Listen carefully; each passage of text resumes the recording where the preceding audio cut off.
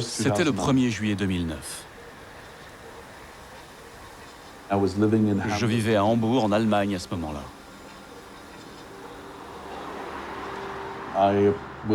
J'étais dans mon appartement avec ma femme, que je venais d'épouser. Deux inconnus ont sonné à la porte. Je n'ai pas répondu. Quelques minutes plus tard, j'ai quitté l'immeuble.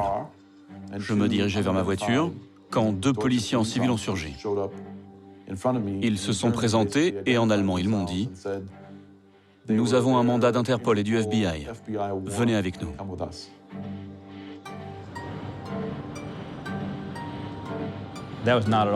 Il ne s'attendait pas du tout à ça. Il a regardé sa femme, l'a embrassée, et il était convaincu qu'il ne la reverrait plus jamais. C'était un sentiment de peur totale. Je n'avais absolument aucune idée de ce que le futur me réservait.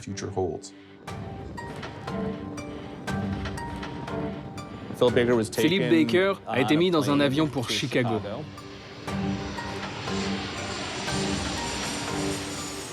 C'est là qu'il a été inculpé. Et c'est ainsi qu'il est entré dans le système judiciaire américain, qui est le dernier endroit où l'on veut être.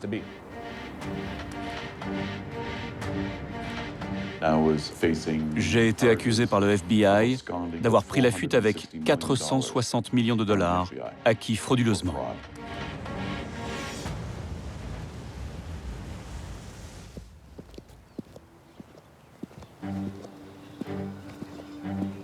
Je m'appelle Philip James Baker et je suis l'ancien dirigeant d'un fonds d'investissement d'1 milliard de dollars qui s'est effondré pendant la crise financière. Mon histoire est celle d'une ascension et d'une chute. J'ai été riche, j'ai connu les sommets, j'ai fini derrière les barreaux. Je sais ce que c'est d'être un criminel en col blanc. Je suis coupable. Mais aujourd'hui, je suis libre et je veux parler. J'ai vu les choses de l'intérieur. Et je peux vous dire que si rien n'est fait, tout peut recommencer.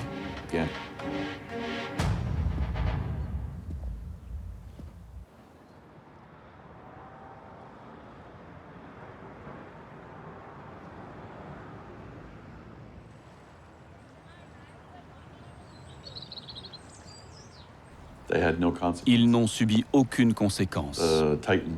Les titans de Wall Street n'ont pas été inquiétés. Je suis allé en prison. Certains diront vous avez mal agi. C'est normal. Je suis d'accord avec ça. Mais qu'en est-il des titans de Wall Street ?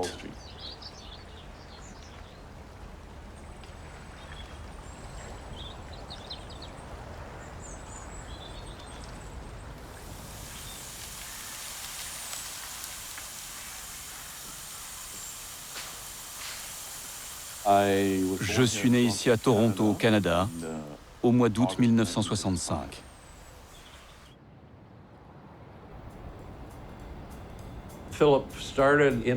Philippe a commencé dans la maison familiale au sous-sol.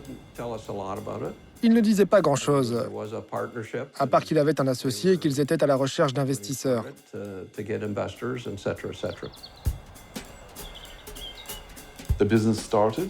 Notre business a commencé dans la cave de mes parents et c'est devenu une entreprise qui gérait 1 milliard de dollars.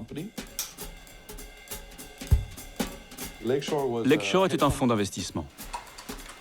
Le fonds d'investissement de Philip Baker était spécialisé dans le trading de matières premières, comme l'or, le charbon, des choses comme ça.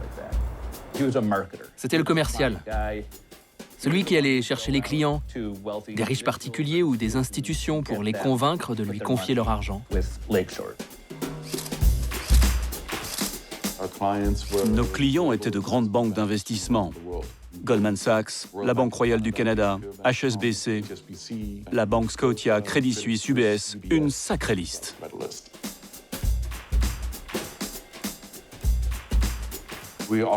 On opérait dans près de 40 pays. Au Brésil, au Pérou, au Panama, en Colombie, au Japon, à Taïwan, Hong Kong et bien sûr en Europe.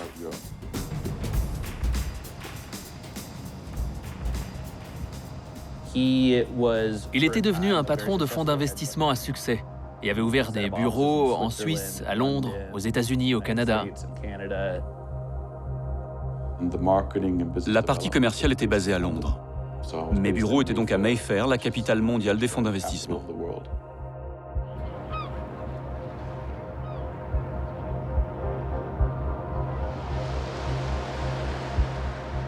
Il avait la belle vie. Il était toujours en train d'essayer de prouver ses capacités de réussir à ses proches qui en doutaient. Il s'est donc bâti cette vie avec un chauffeur qu'il conduisait partout en voiture de luxe. Il avait un magnifique appartement avec vue sur la Tamise.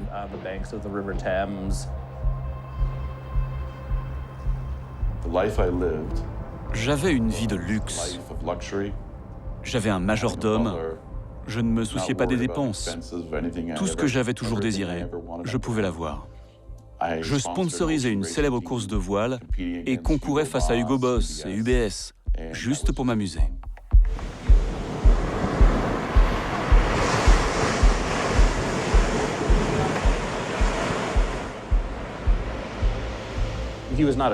C'était pas un navigateur.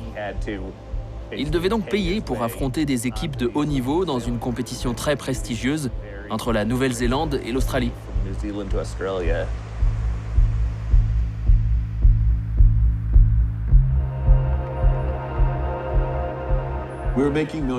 On gagnait des millions par mois, placés sur des comptes offshore. On ne payait pas d'impôts. Je vivais un rêve.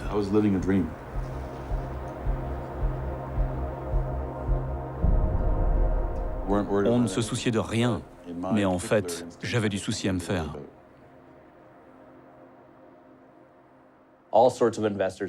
Des investisseurs du monde entier lui confiaient leur argent car il générait de très bons rendements. Et c'est ce que les investisseurs veulent. Mais il s'est avéré qu'il faisait autre chose. Il détournait l'argent des investisseurs. Et alors que ceux-ci pensaient avoir des rendements formidables, il n'en était rien. Philip Baker et ses partenaires avaient tout inventé. Ils mentaient.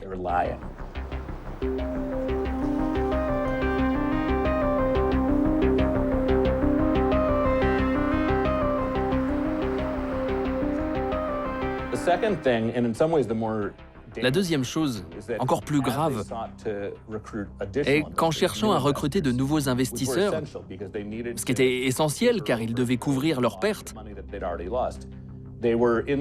ils présentaient aux potentiels clients des documents commerciaux dans lesquels ils mentaient à nouveau.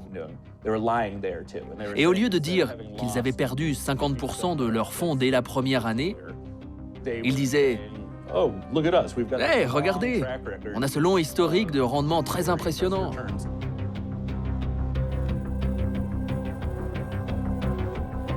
Et ils ne mentaient pas uniquement sur les rendements.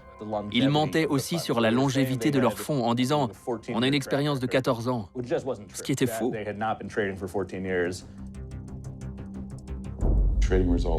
Les résultats des opérations de trading qui étaient communiqués étaient faux. C'est de la fraude. Un seul euro de perte non communiquée, c'est de la fraude.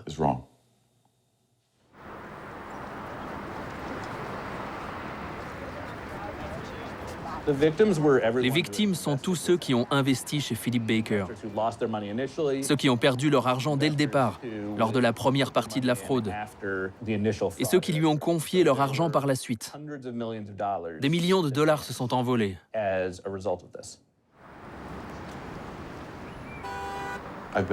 Pourquoi ai-je enfreint la loi? Je voulais garder ce que j'avais. L'argent, la famille, le pouvoir. Tout le monde fait ça, non? Que voulez-vous dire? Combien de personnes diraient « Je ne veux pas le pouvoir, je ne veux pas l'argent » et tourneraient le dos à tout ça?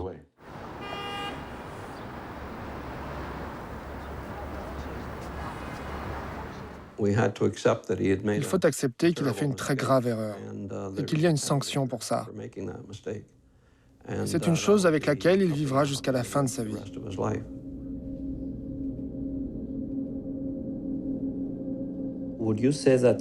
Êtes-vous un criminel en col blanc? Oui.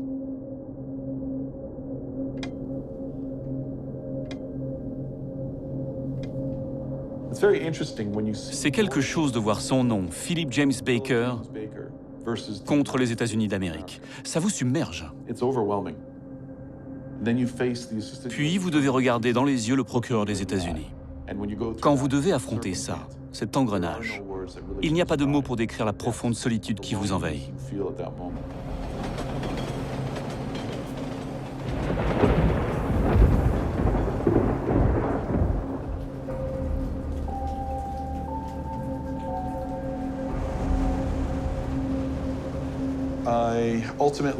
J'ai finalement décidé de plaider coupable.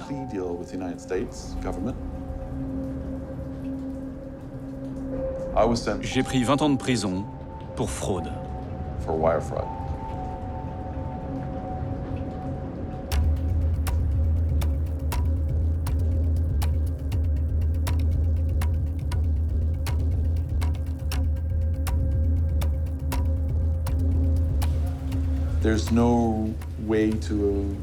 Il est impossible de décrire la vie dans une prison fédérale de haute sécurité aux États-Unis.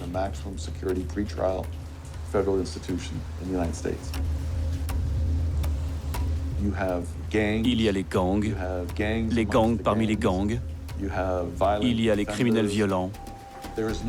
Il n'y a pas de séparation entre les criminels en col blanc et les autres. Vous rentrez dans un monde sans nom. Tout est question de survie. Les jours vont et viennent. Vous passez le temps à ne rien faire. Vous n'avez aucun espoir. Vous n'avez absolument aucun futur. Et vous n'avez plus rien à attendre.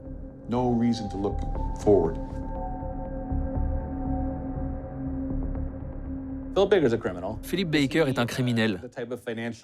Fait-il partie des cerveaux qui ont causé la crise financière? Absolument pas. C'est quelqu'un qui a commis un crime pas très sophistiqué, pas très malin, et qui a admis qu'il avait commis un crime. C'est l'exemple typique d'une justice qui fait des raccourcis, qui veut montrer à tout le monde qu'elle s'en prend aux escrocs de la finance quand tout le monde le réclame. Une fois de plus, ils s'en sont pris aux plus petits, pas aux gros poissons, et certainement pas aux dirigeants des banques et des institutions financières dont les décisions ont conduit à la crise financière.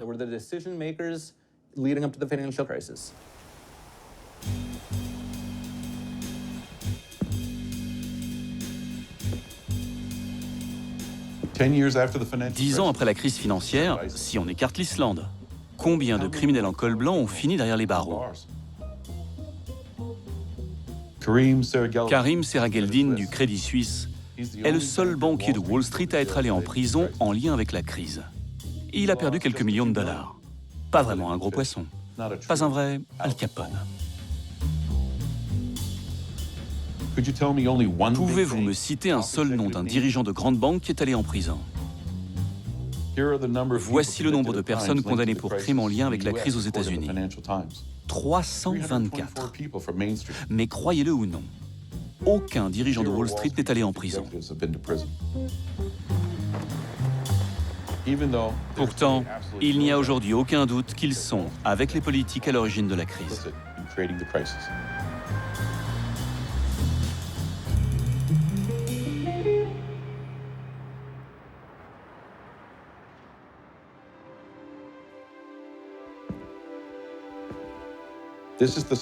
C'est l'histoire de grandes banques qui ont gagné des milliards en transformant des prêts immobiliers toxiques en produits financiers et en les vendant dans le monde entier. Les hommes politiques américains ont appuyé sur la gâchette. Tout a commencé avec la volonté de permettre à tout le monde d'être propriétaire. Our government is supporting home ownership because it is good for America. It is good for our families. It is good for our economy.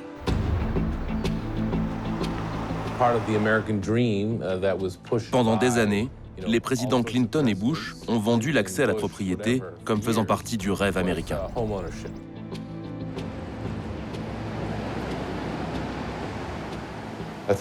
Les autorités ont maintenu les taux d'intérêt très bas, afin que tout le monde puisse emprunter. Wall Street et les politiques travaillaient main dans la main. Wall Street dans la recherche du profit, les politiques dans la recherche d'une croissance économique, synonyme de victoire électorale à venir.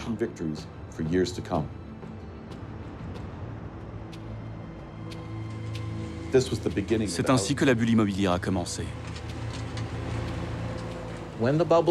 Quand une bulle grossit, tout le monde est gagnant. Tout le monde est un génie.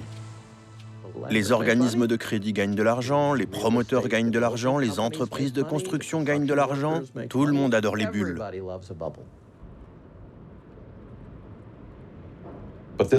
Mais c'était un pacte diabolique entre les politiciens et Wall Street qui préparait la tempête.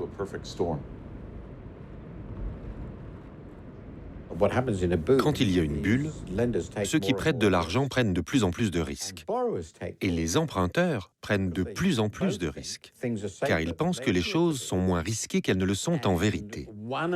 Et ils prennent notamment ces risques en créant des innovations financières.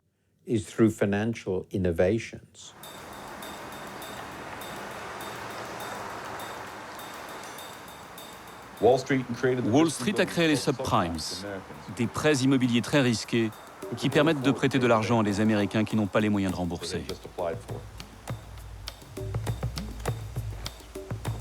Puis, on a accordé des prêts immobiliers à des personnes qui n'avaient ni revenus ni travail. C'est devenu totalement délirant quand les prêts ninja sont apparus. Ninja en anglais, ça veut dire no income, no job, no assets. Il s'agissait de prêter de l'argent à des personnes qui ne donnaient aucune information sur leurs revenus, sur le fait qu'elles aient un travail ou pas, qu'elles aient de l'épargne ou pas.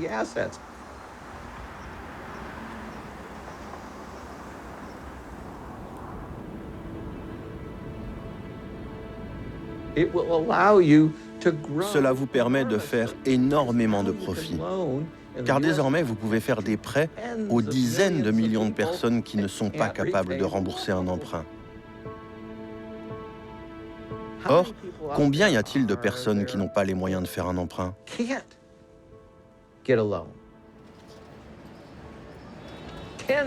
Des dizaines de millions aux États-Unis, des dizaines de millions en France.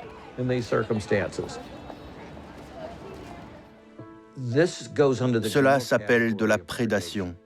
Les populations à qui on a accordé les pires prêts étaient dans l'immense majorité une combinaison de Noirs, d'Hispaniques, de personnes âgées et de femmes.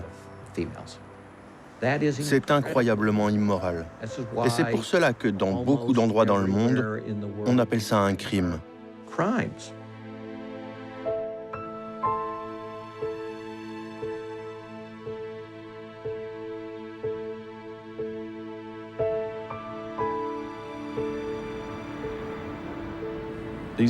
Ces prêts toxiques sont devenus la poule aux œufs d'or pour l'industrie bancaire et le secteur de la finance. Toutes les grandes institutions ont voulu faire partie de la fête des subprimes. Goldman Sachs, Lehman Brothers, Morgan Stanley, Merrill Lynch, Bear Stearns, JP Morgan, Citigroup et beaucoup d'autres. La frénésie a été totale quand des crédits ont été accordés aux Américains en falsifiant leur situation financière. Les banques et les emprunteurs sont alors devenus complices de fraude.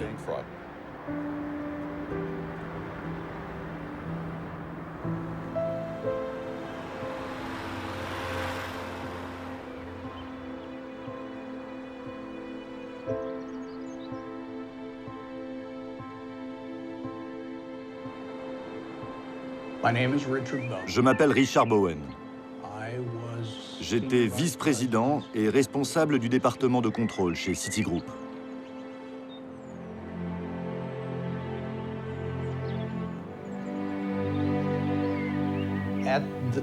Citigroup était alors la plus importante banque du monde. Ma responsabilité était de m'assurer que les 90 milliards de dollars de prêts immobiliers que nous rachetions chaque année à des organismes de crédit étaient conformes à nos règles de bonne conduite.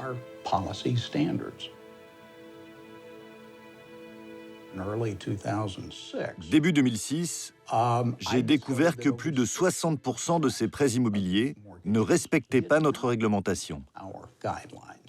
Ils étaient défectueux. Après avoir découvert cela en juin 2006, j'ai pensé que c'était mon boulot. Donc j'ai commencé à émettre des alertes, parce que je devais m'assurer que nous respections nos règles de bonne conduite. J'ai envoyé des emails, j'ai fait des rapports, des réunions. Je ne suis pas timide. J'ai interpellé les gens dans les couloirs, à la machine à café. Et on m'a répondu « Oui, on va s'en occuper ». Mais rien ne s'est passé. Et entre 2006 et 2007, le volume de ces prêts défectueux est passé de plus de 60% à plus de 80%. 80%. 80% des prêts que nous rachetions et revendions à des investisseurs en leur garantissant qu'ils avaient été vérifiés et qu'ils étaient conformes à nos règles de bonne conduite, ne l'étaient pas. Ce sont de fausses déclarations. Exactement. Et cela constitue une fraude.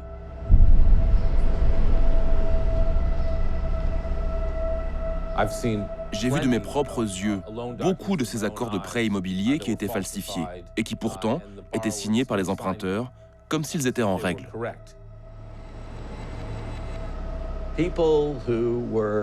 Typiquement, des emprunteurs qui étaient coiffeurs ou jardiniers déclaraient des revenus supérieurs à 100 000 $ par an, alors qu'ils tournaient en réalité autour de 16 000 $. Ça veut dire que leurs revenus étaient multipliés par 6.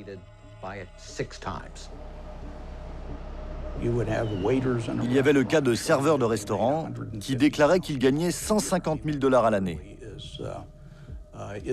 C'est clairement impensable.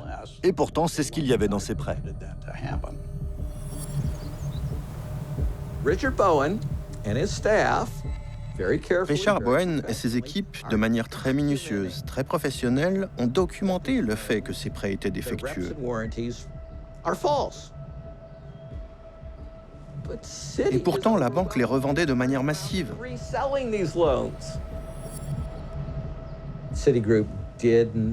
Citigroup ne voulait pas savoir, car savoir signifiait arrêter ce business.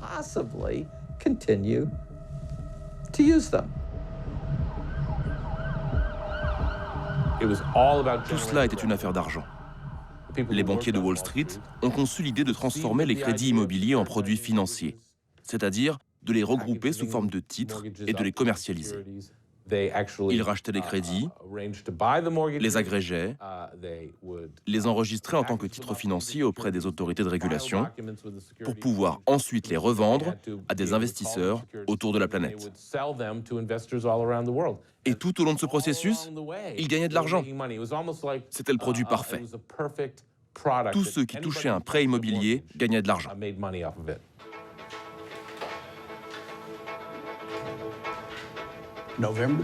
Le 2 novembre 2007, assis à la table de ma cuisine, j'ai rassemblé tous les éléments dans un email. Je l'ai envoyé à Robert Rubin, qui, le samedi d'après, allait être nommé président du conseil d'administration de la banque.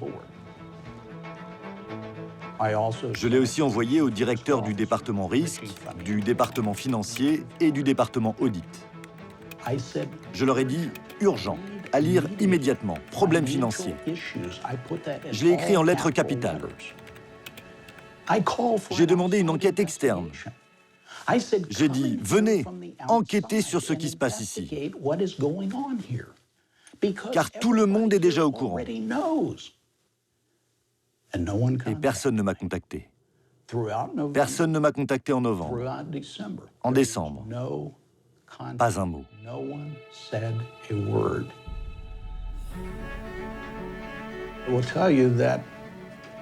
À partir de ce moment, quand je prenais ma voiture, je faisais comme dans les films. Je regardais dessous, j'ouvrais le coffre et je vérifiais. J'étais effrayé.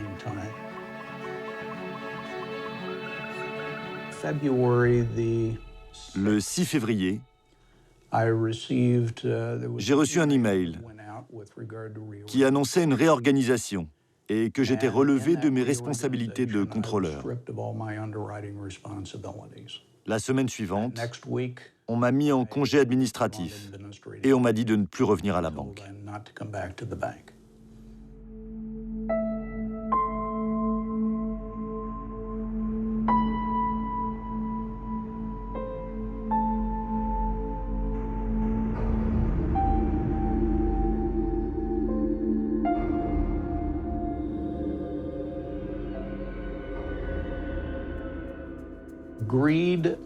La cupidité était sans aucun doute le moteur, comme c'est le cas dans la plupart des fraudes.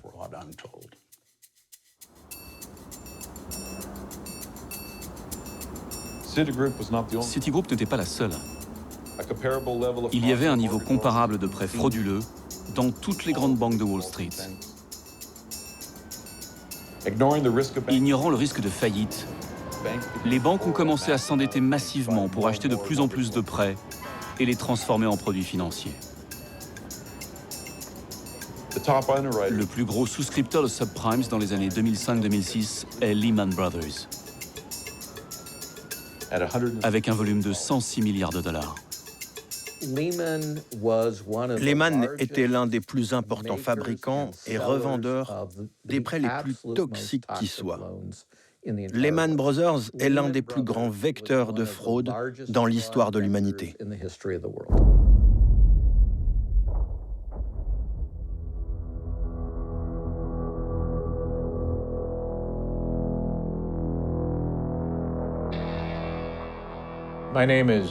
Je m'appelle Anton Valoukas, mais on m'appelle Tony.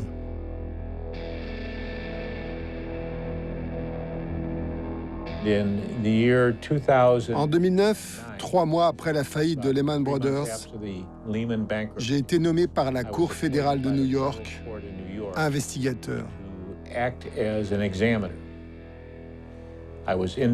J'étais totalement indépendant et ma responsabilité était de déterminer comment et pourquoi Lehman a fait banqueroute. Et quand on parle de la banqueroute de Lehman, on parle de la plus importante banqueroute dans l'histoire des institutions financières. Montant total de cette banqueroute, 693 milliards de dollars. On a révélé ce qui s'est passé.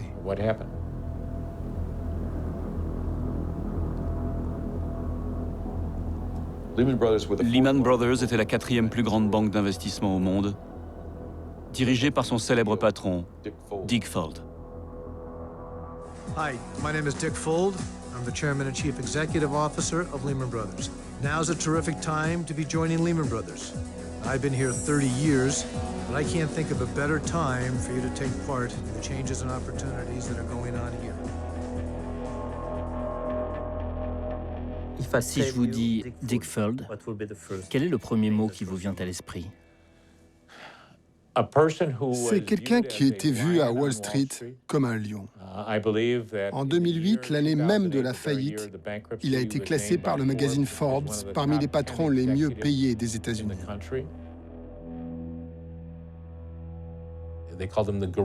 On l'appelait le gorille, parce qu'il était brusque, grossier, pas le genre de type à faire des prisonniers. Le genre à se jeter contre un mur pour Lehman. Hyper compétitif, hyper narcissique. squeeze some of those shorts. Squeeze them hard. Not that I want to hurt them. Don't get that, please, because that's just not who I am. I am soft, I'm lovable. But what I really want to do is I want to reach in, rip out their heart, and eat it before they die. C'est l'homme qui a perdu Lehman Brothers, l'homme qui a présidé à son déclin, à sa chute, l'homme qui aurait pu faire quelque chose pour l'éviter, mais a choisi de ne pas le faire, l'homme qui a refusé de voir les signes en gros sur les murs, l'homme qui a déclenché, par beaucoup d'aspects, ce qui allait devenir la Grande Récession.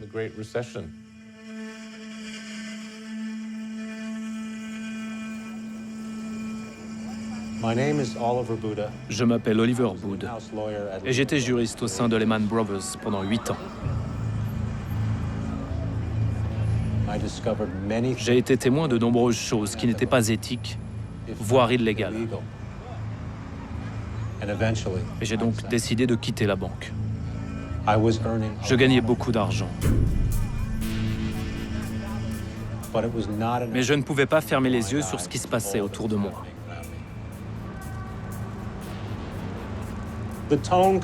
Le signal qui venait d'en haut, de Dick Fuld et des dirigeants autour de lui, était « Allez-y, dépassez les limites ». La clé à Lehman était de mettre en balance le risque et la récompense. Peu importe la loi qu'il y a entre les deux. Si la récompense est suffisamment forte, faites-le. On s'arrangera après. C'était une culture du risque. Seul l'argent comptait. Le programme d'évaluation du risque de Lehman Brothers était un modèle à Wall Street. C'était brillant. Le problème, c'est qu'il était simplement ignoré. Il faut comprendre que Dick Fuld a construit sa fortune grâce à Lehman Brothers. Il était milliardaire. Quand on lui disait « ce n'est pas la bonne façon de faire », il vous répondait « êtes-vous milliardaire ? Avez-vous gagné des milliards de dollars ? Moi, oui. » Et c'était vrai.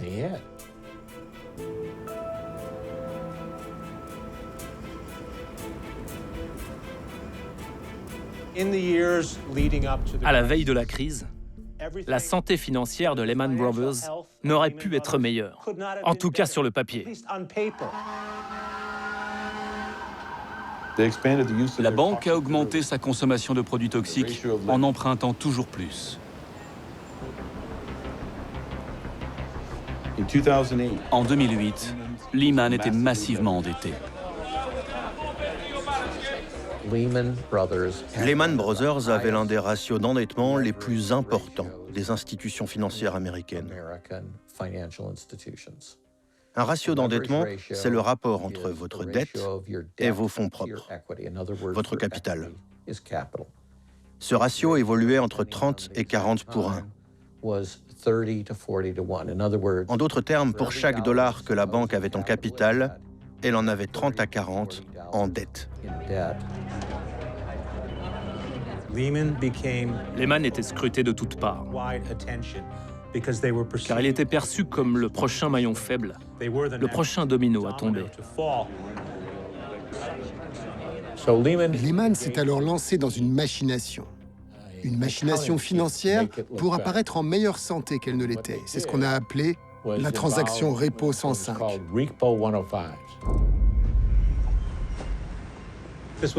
C'est quelque chose que Lehman utilisait chaque trimestre pour cacher une partie de son endettement. Vous savez, quand Lehman empruntait de l'argent, elle donnait en caution des titres financiers qu'elle possédait. À la fin, cela représentait 50 milliards de dollars. Elle empruntait 50 milliards et en échange, elle donnait 50 milliards en titres financiers. Mais elle disait que c'était une vente, non une caution en échange d'un emprunt, mais une vente de 50 milliards d'actifs. Et elle traitait ces 50 milliards non pas comme une dette, mais comme du cash qu'elle possédait. Et elle utilisait ce cash pour rembourser d'autres dettes. Et ainsi, elle pouvait diminuer son taux d'endettement. Mais dès que le trimestre était fini et qu'elle avait rendu public ses bons chiffres, elle annulait la transaction. Elles rendaient l'argent, récupéraient les titres financiers et le taux d'endettement revenait à son niveau antérieur. Ils ont fait ça pour tromper le public. Il n'y a pas d'autre raison. Le résultat, en juin, leur taux d'endettement avait baissé massivement et tout le monde a dit « Waouh, Lehman est en pleine forme ». Our firm is strong today, and we will emerge from this cycle even stronger. We've done it before, and we will do it again. Donc ils ont truqué les chiffres. Selon moi, absolument. Ils ont truqué les chiffres. Dans leurs propres emails, ils parlent d'une drogue dont ils sont dépendants, d'une imposture, d'un stratagème pour apparaître en meilleure santé qu'ils ne l'étaient. Ils savaient ce qu'ils faisaient. Donc ils cachaient des informations au public. Oui, c'est ce que l'on peut conclure de notre enquête. N'est-ce pas illégal? Eh bien, si vous faites de fausses déclarations en toute connaissance de cause, un jury peut conclure que c'est contre la loi, oui. Il y avait les fondements pour que de telles conclusions soient faites. Y compris contre Dick Fuld? Oui. Mais personne n'a été arrêté ou inculpé. Non, pas d'arrestation, pas d'inculpation, pas de jury, pas de procès durant lequel un jury aurait pu conclure. Rien de cela n'est arrivé.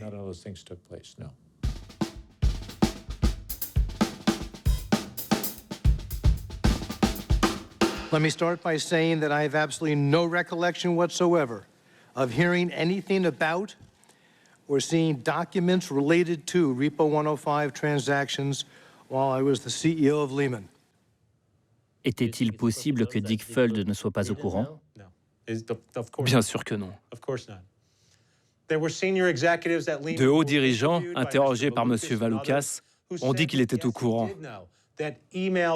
et que des emails lui avaient été envoyés avec des documents qui montraient l'existence de ces transactions et leurs effets.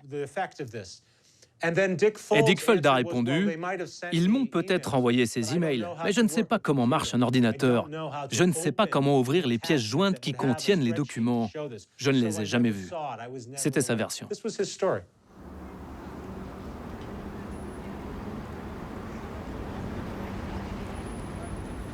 Une fois de plus, Wall Street mentait sur sa situation financière. Et au même moment, des millions étaient dépensés en bonus pour les traders. C'était le jackpot. L'endroit pour gagner de l'argent et le maximum d'argent, c'était Wall Street. À la veille de la crise, les bonus ont atteint des niveaux qu'ils n'avaient jamais atteints dans le monde. Des millions de dollars par an, sans prendre de risques avec son argent. C'était le job parfait.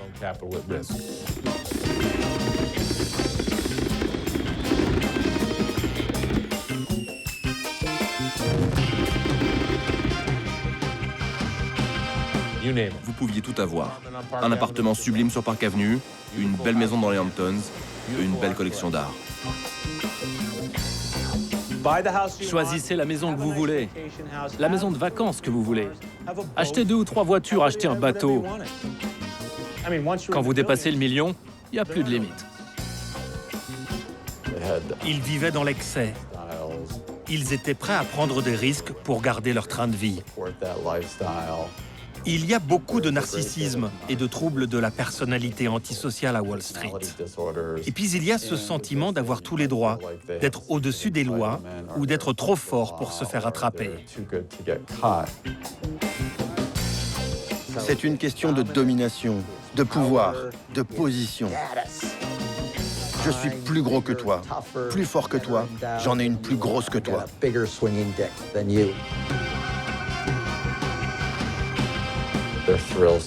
Ils sont en quête de sensations fortes. Les risques qu'ils prennent au travail leur procurent une grande satisfaction et cela rejaillit sur leur vie personnelle. Beaucoup de drogue, beaucoup de cocaïne, des prostituées aussi et des comportements sexuels à risque. Ils dépensaient beaucoup pour le sexe. Ils pouvaient dépenser plusieurs centaines, plusieurs milliers de dollars par semaine. Toute cette culture nage dans un océan de cupidité. Mais ce qui compte le plus, c'est qui va dominer dans cet océan de cupidité. Qui aura le pouvoir? Qui va réussir à écraser l'autre?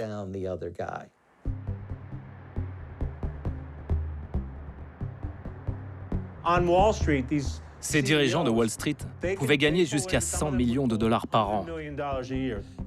Pendant plusieurs années, Dick Fuld gagnait 70, 80, 90, 100 millions de dollars à l'année. Il avait une maison à plusieurs millions de dollars à Greenwich, où il vivait la plupart du temps. Il avait un appart à plusieurs millions de dollars sur Park Avenue. Il avait aussi une maison en Floride qui valait 10 à 15 millions de dollars et une propriété à Sun Valley dans l'Idaho, une sorte de cabane dans les bois, mais à plusieurs millions de dollars. Since 2000, you've taken home more than $480 million. That's almost $500 million. Your company is now bankrupt. Our economy is in a state of crisis. But you get to keep $480 million. I have a very basic question for you. Is this fair? I would say to you the 500 number is not accurate. And I believe the amount that I took out of the company over and above that was, I believe, a little bit less than 250 million. Still a large number, though. Still a large money.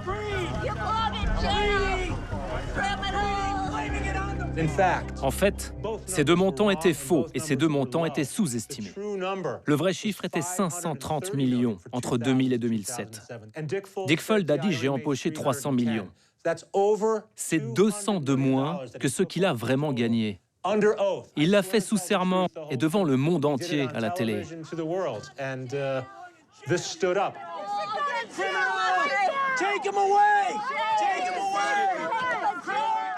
Je ne sais pas si je pourrais y résister. Si j'avais la possibilité de gagner 500 millions de dollars, même si cela devait faire du mal à 6 milliards de personnes, j'y réfléchirais. La tentation est grande.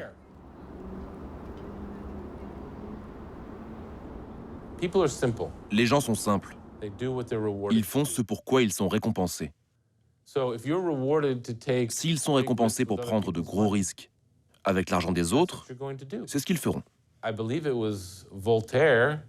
Voltaire a raconté l'histoire d'un général britannique qui a perdu une bataille en France. Et lorsqu'il est rentré en Angleterre, on l'a tué.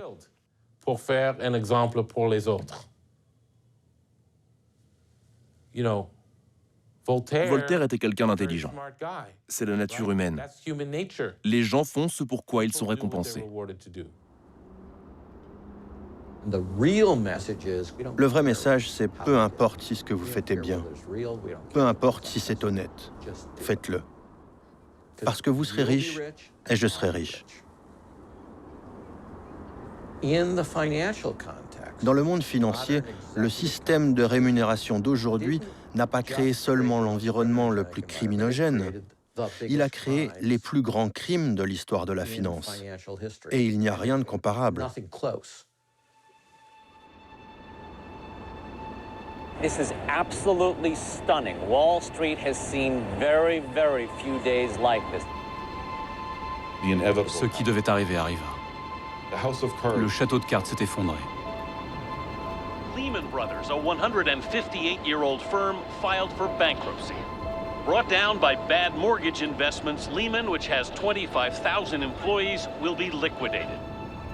Someone said, les grandes entreprises meurent de cancer, les banques d'investissement de crise cardiaque. À un moment, les actifs sont devenus totalement toxiques. Et alors tous ceux qui en possédaient ont eu un gros problème. C'est ce qui est arrivé à Lehman.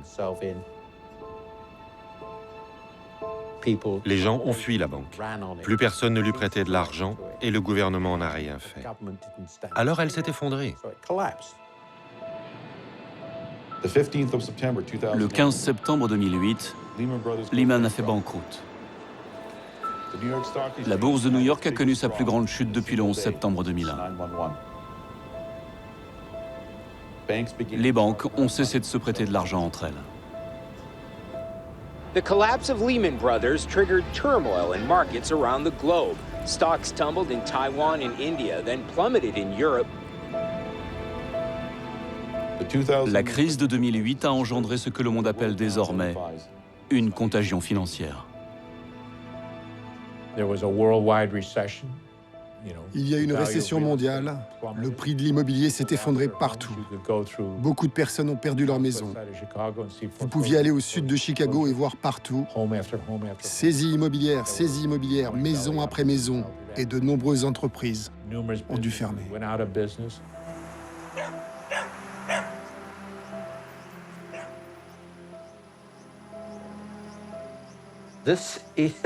C'est une fraude. Ce n'est pas le hasard. Ce n'est pas oups.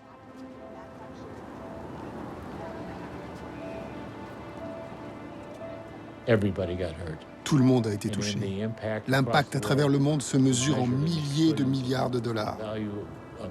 Les pertes qui ont suivi sont incalculables.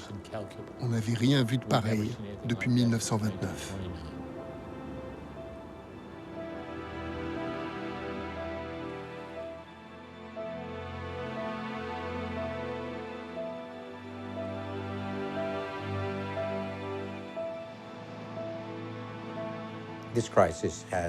Cette crise a changé notre monde de manière durable. Sans la crise, il n'y aurait pas eu le Brexit. Et Donald Trump ne serait pas président des États-Unis. C'est un tournant majeur. Il est impossible de prévoir ce que ça donnera. Mais les années 30 ont transformé le monde parce que ça a amené la Seconde Guerre mondiale. Hitler ne serait certainement pas devenu chancelier d'Allemagne sans la Grande Dépression. Ça peut tout changer.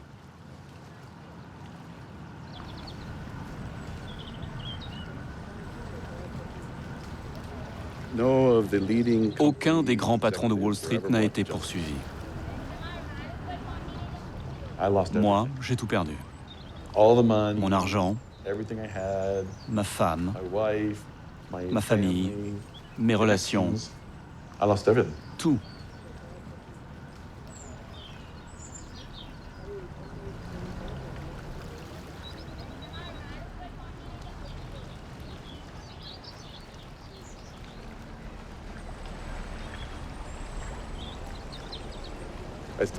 Je dois toujours de l'argent au gouvernement américain. J'ai 154 millions de raisons de savoir ce que j'ai fait de mal. C'est ce que vous devez? 154 millions de dollars. Plus les intérêts.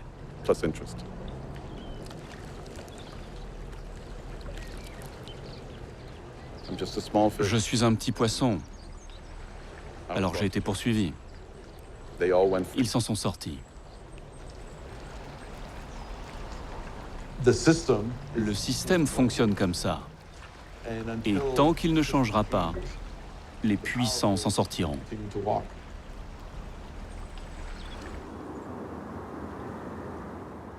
Il y a eu d'importantes transactions financières, mais personne n'a admis ses fautes.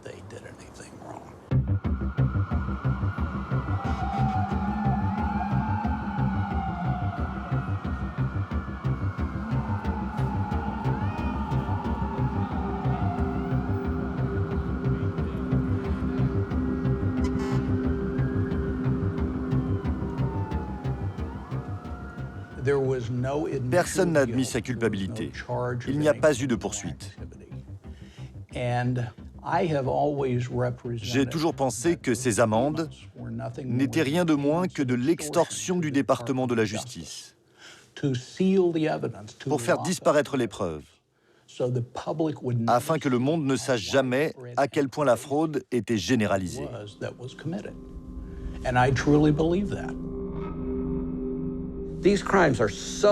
Ces crimes sont tellement plus graves que n'importe quel crime de droit commun. C'est incomparable.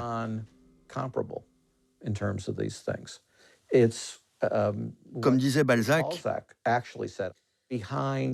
derrière chaque grande fortune inexpliquée se cache une fraude, si proprement exécutée qu'elle n'a pas été poursuivie.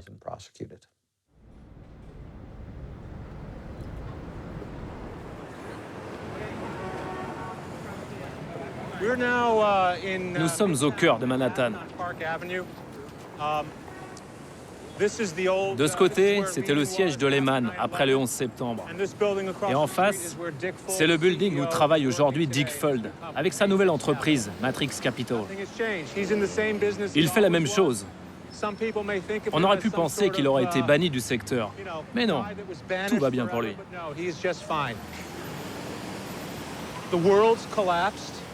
Le monde s'est effondré. Cela a coûté des milliers de milliards. Mais pas à Dick Fuld. Lui a gardé ses 500 millions de dollars. Et aujourd'hui, il a peut-être 1 milliard. La bourse se porte bien depuis la crise.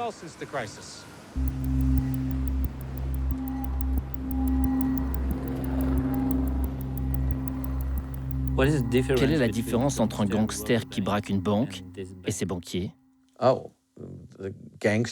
Les gangsters qui braquent une banque, 1, vont dérober en moyenne $2000, 2, ils finissent toujours par être condamnés, et 3, ils passeront 20 ans en prison. Rien de tout cela n'est arrivé à ces dirigeants, ils sont toujours aussi riches et ils ont gardé leur réputation.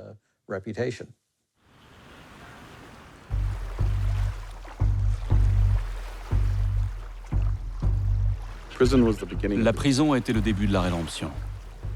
Le juge m'a dit « Faites quelque chose de votre vie ». C'est ce que j'essaie de faire. Je veux parler publiquement de mes fautes afin que tout le monde sache ce qui peut encore nous arriver.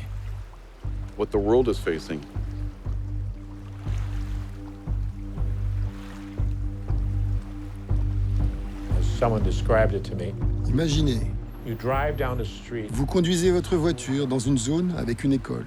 Il y a des panneaux qui vous indiquent 30 km/h. Et il y a la police. Vous ralentissez. Puis vous roulez un peu, vous avancez, vous laissez ça dans votre dos, vous oubliez le policier et vous commencez à accélérer un peu. Puis accélérer encore. Et encore. C'est ce qui se passe. C'est la nature humaine. On oublie le désastre et on recommence. Donc, est-ce que je pense que cela peut arriver à nouveau? Oui, je le pense. Les graines de la prochaine crise financière sont déjà plantées. Et elles commencent à germer. Vous ne pouvez pas encore le voir, mais il y a des signes partout.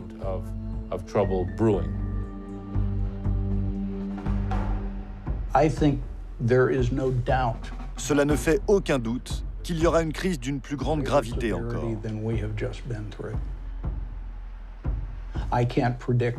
Je ne peux pas prédire quel en sera le déclencheur, mais je sais que le moteur sera la cupidité, car les mauvais comportements ne sont pas sanctionnés. Nous, les citoyens, et ceux qui nous dirigent, n'avons rien retenu, parce que nous n'avons jamais compris la crise. Mais les banquiers, eux, ont retenu la leçon. Et la leçon est, c'est agréable, c'est parfait, et il n'y a pas d'incertitude. Je serai fabuleusement riche, et je n'aurai pas à en payer le prix. Merci, mon Dieu.